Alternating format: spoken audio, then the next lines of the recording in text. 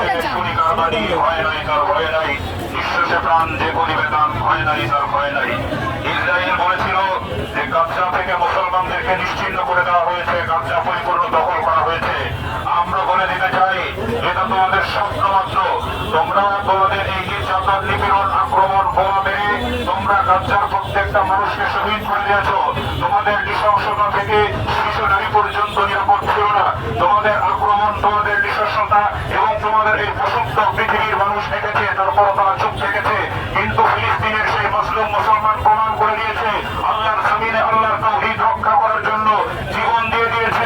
নিজে শহীদ হয়েছে, পরিবার শহীদ হয়েছে, শিশু সন্তান শহীদ হয়েছে, হাসপাতালগুলো শহীদ হয়েছে, মসজিদ, মাদ্রাসা, খানকা, বিদ্যালয়গুলো শহীদ হয়েছে। তারপরেও তারা মাতৃভূমি ত্যাগ করে নেয়, কালেমা ত্যাগ করে নেয়, প্রমাণ করে দিয়েছে রাসূলের ভবিষ্যৎবাণীকে আমাদের আগে ইহুদিদের যে পতন ঘটবে, ইহুদ তোমরা মনে রেখো অচিরেই তোমাদের সেই পতন ধরে বসতে শুরু করবে।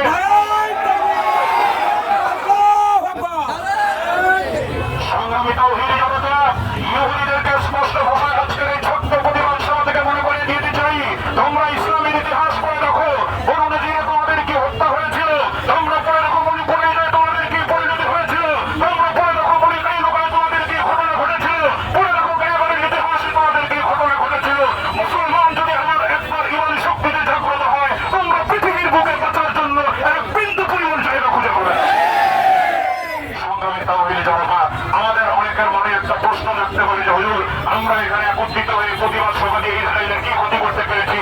ইসরায়েলের তো কোনো কিছুই হয় নাই। এই প্রশ্নের উত্তরে আমি বলতে চাই, আমার ভাইয়েরা, আমরাও জানি যে আমাদের এই প্রতিবাদে ইসরায়েলের কোনো বিন্দু পরিমাণ ক্ষতি হবে না। বাকি আল্লাহ পাকের আদালতে বলতে পারবো, আল্লাহ আমরা দুর্বল ছিলাম, আমরা বিভিন্ন কারণে ইসরায়েলে গিয়ে, আমরা ফিলিস্তিনে গিয়ে জিহাদে অংশগ্রহণ করতে পারি নাই, কিন্তু আমাদের ঈমানের দাবি ছিল, মাজলুমের পক্ষে ছিলাম আর জালেম ইহুদিদের বিরুদ্ধে ছিলাম। সেই আমরা লায়ন সফরের সামনে দাঁড়িয়ে অন্তত পক্ষে তোমার ক্যামেরা ধরা দিয়ে বললাম, আল্লাহ দেখে রাখো আমরা মাজলুমের পক্ষে আছি, যদি কোনোদিন সুযোগ হয় জিহাদে গিয়ে সশরীরে রক্ত দিয়ে প্রমাণ করে দেবো তোমার জন্য।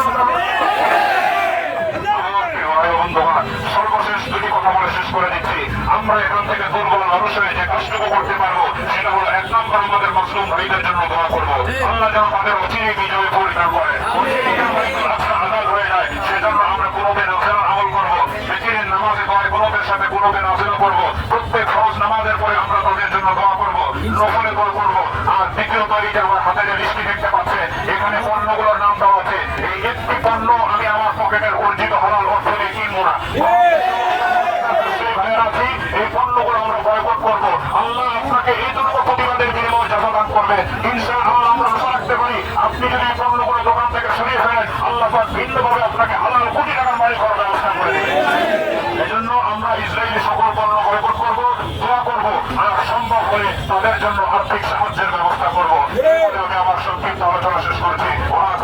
আলহামদুলিল্লাহ রাব্বিল আলামিন, আস্তাগফিরুল্লাহ লা ইলাহা ইল্লা হুয়াল হাইয়ুল কাইয়্যুম ওয়া আতুবু ইলাইহি, লা হাওলা ওয়া লা কুওয়াতা ইল্লা বিল্লাহ।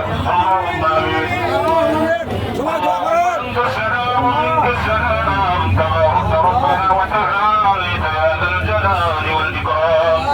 العالمين মহিয়ান করিয়ান সর্বশক্তিমান আল্লাহ, রসুলের নামাজের পর আমরা কতিপয় দুর্বল মুসলমান আল্লাহ লাল সুপারের সামনে দাঁড়িয়ে ফিলিস্তিনের মুসলিমদের পক্ষে কথা বলে আয় আল্লাহ জালিমের বিরুদ্ধে কিছু আলোচনা করে আপনার সাথী দরবারে হাত তুললাম। রব্বুল আলামিন মেহেরবানি করে আমাদের এই প্রতিবাদ সভাকে আপনি কবুল আর মঞ্জুর করে নেন।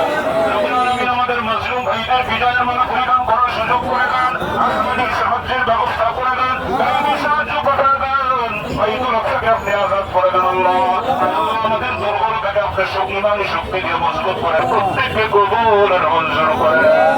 রব্বির হামহুমা কামা রব্বায়ানি সগীরা ওয়া কুর রব্বির হামহুমা কামা রব্বায়ানি সগীরা।